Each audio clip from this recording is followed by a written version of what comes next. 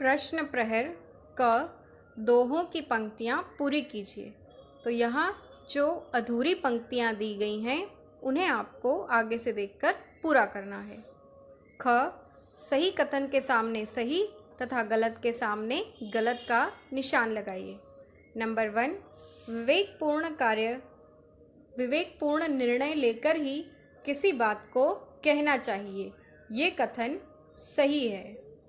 Number 2, कार्य का विचार आते ही उसे करने की क्रिया में जुट जाना चाहिए क्योंकि विलंब होने पर उसमें रुकावटें भी आ सकती हैं, ये कथन भी सही है। नंबर 3, वृक्षों व नदियों के समान हमें परोपकारी नहीं होना चाहिए, ये कथन गलत है। नंबर 4, विपरीत समय आने पर व्यक्ति को सुसमय की प्रतीक्षा करनी चाहिए, ये कथन सही है।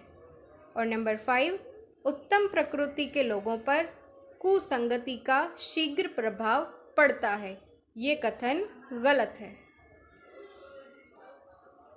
ग सही विकल्प के आगे टिक लगाइए।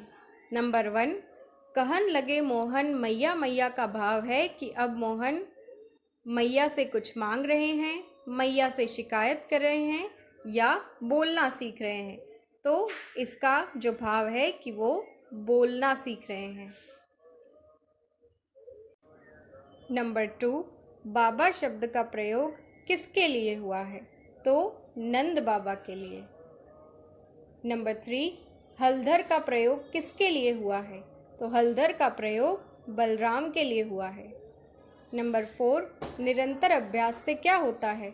अज्ञानी भी मूर्ख हो जाता है, मूर्ख भी ज्ञानी हो जाता है या कुछ नहीं होता। तो निरंतर अभ्यास से मूर्ख भी ज्ञानी हो जाता है। घ निम्नलिखित प्रश्नों के उत्तर लिखिए। नंबर 1, किसी से बोलते समय वाणी का क्या व्यवहार होना चाहिए? तो किसी से बोलते समय कही जाने वाली बात को उचित अनुचित का विचार करके ही बोलना चाहिए। नंबर 2, किसी काम को कल पर क्यों नहीं टालना चाहिए?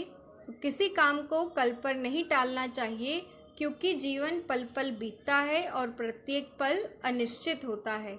अनिश्चितता के ऊपर कार्य टालना ठीक नहीं है क्योंकि विलंब होने पर उसमें रुकावटें भी आती हैं।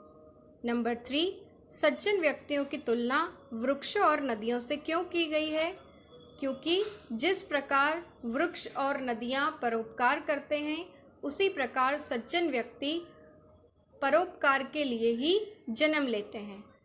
नंबर 4, निरंतर अभ्यास करने से क्या प्राप्त होता है? तो निरंतर अभ्यास करने से मूर्ख व्यक्ति भी ज्ञानवान हो जाता है। नंबर 5, उत्तम प्रकृति के मनुष्य कैसे होते हैं? तो उत्तम प्रकृति वालों पर किसी भी बुरी बात का प्रभाव नहीं पड़ता। भाषा बोध क निम्नलिखित शब्दों के लिंग निर्णय कीजिए। यानी कि दिए गए शब्द अगर पुल्लिंग हैं तो उनके सामने हमें पुल्लिंग लिखना है, अगर स्त्रीलिंग है तो स्त्रीलिंग लिखना है। सबसे पहले है हलधर। हलधर यानी कि बलराम भैया के लिए ये शब्द इस्तेमाल किया गया है, तो ये एक पुल्लिंग शब्द है। फिर है चंदन। हम कहते हैं ना चंदन का पेड़, तो चंदन भी एक पुल्लिंग शब्द है। फिर है मैया। मैया यानी माँ, तो मैया स्त्रीलिंग है। नदी। नदी भी स्त्रीलिंग है। भैया पुल्लिंग है और रहीम भी पुल्लिंग है। ख दिए गए शब्दों के साथ उपयुक्त विशेषण लगाकर वाक्य बनाओ। सबसे पहला शब्द है सर्प, तो सभी सर्प जहरीले नहीं होते।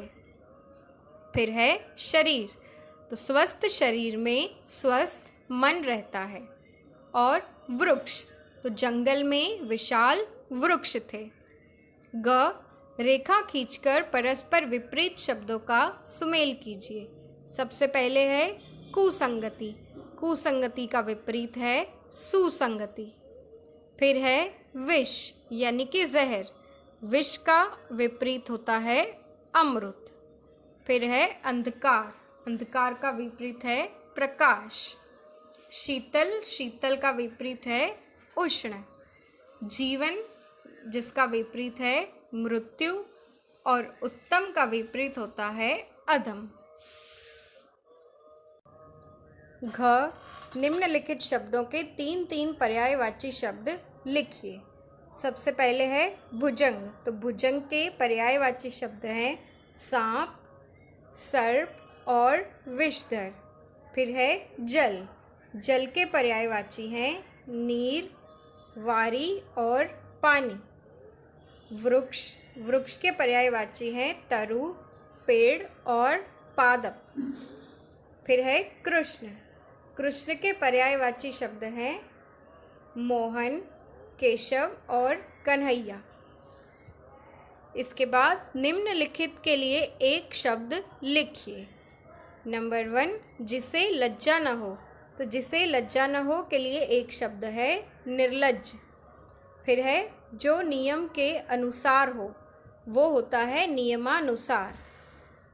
जो नियम के अनुसार न हो, वो होता है अनियमित।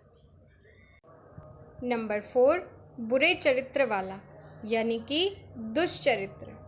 फिर है जिसकी बुद्धि मंद है, वो है मंद बुद्धि। और जो परायों का हित चाहता है, वो होता है परोपकारी। आओ सीखें क, पहेली में से कवियों व महापुरुषों के नाम खोजकर लिखिए। यानी कि इस पहेली में कई कवियों और महापुरुषों के नाम हैं, जिन्हें हमें खोजकर यहाँ लिखना है। इस पहेली में कई शब्द हैं, जैसे गुरु नानक, महात्मा गांधी, मीरा, ईसा, तुलसीदास, रहीम, नेहरू और कबीर। तो इन सभी शब्दों को आपको यहाँ लिखना है।